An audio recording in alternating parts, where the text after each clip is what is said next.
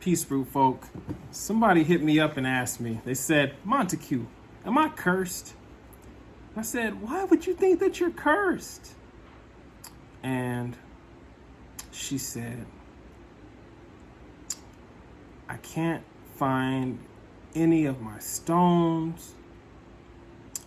When I buy necklaces like charms, they break. When I am looking for certain metaphysical books or magical books around my house, sometimes I can't find them. And I just feel like I'm cursed because I can't seem to keep anything. You know, either I'm losing my charms or I'm breaking my charms, books, whatever it is. I'm spilling, after I pour libation, I'm spilling the cup.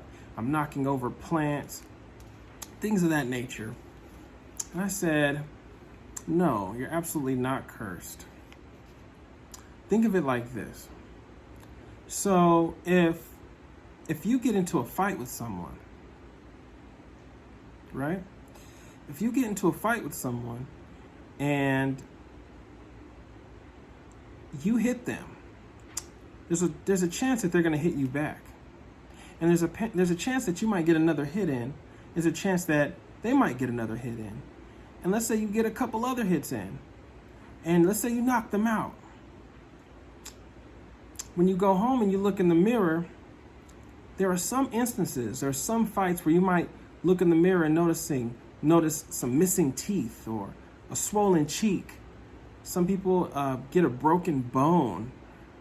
People, when they fight, can walk away with just emotional damage just from all of the stimulation and all the stress that's associated with fighting, you know, in a normal fight, you know. Even in a verbal altercation, sometimes what happens is someone loses something, whether you're losing a friend, whether you're losing some self-confidence. So there's a sacrifice that often comes with fighting, you see. And imagine if that person threw a punch and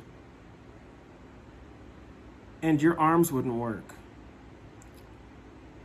Well, you'd lose a lot more than one tooth or have one puffy cheek. You know, I mean, in some instances that could be the end of your life or be a cause for severe damage. Imagine if you couldn't cover your face. Okay? And as with everything in life, there's a season. There's a season for everything. There's a time to walk away. There's a time to fight, whether it be emotional, mental, physical, or spiritual. And with fight comes sacrifice. So the reason I don't say that person is cursed is because that person's life is good. And the fact that their various charms are breaking,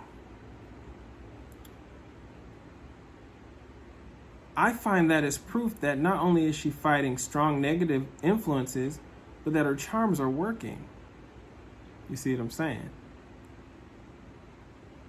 When a charm breaks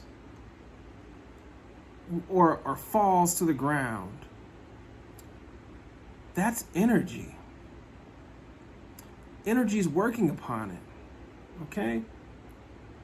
And when those charms break, that just means that charm was pushed to capacity, that charm gave everything it had to protect you. Does it mean that you lost the spiritual battle? Absolutely not. Does it mean you might want to get your charm fixed? Sure, so it can continue to fight. You can even strengthen it up with a better design, or adding various different crystals to it, blessing it in holy water, or some sort of homemade holy water made from certain holy herbs such as rue and basil. and yarrow, running your charms and cleansing them in salt, or burying your charms for 3 days and then unburying them. There are ways to make them stronger. But don't think for 1 minute because you lost a charm or you broke a charm that you're cursed. It means that that charm is working. Let it work for you. If it gets scratched, if it gets dented, let it work. If it turns up missing, say thank you. Keep working for me. Maybe you had to go way off into another space to fight for you. You know what I mean? In the same way that we get a broken jaw or a punched or a broken nose or a swollen face or, lose a tooth, we're going to lose our spiritual charms. Think of the times we're in. And then it will all make sense. So no, you are not cursed if your things turn up missing, if your things are being damaged, if they're breaking. No. Your stuff is working. So fix it, cleanse it, charge it, and keep fighting the good fight. All right? Stay prayerful, y'all.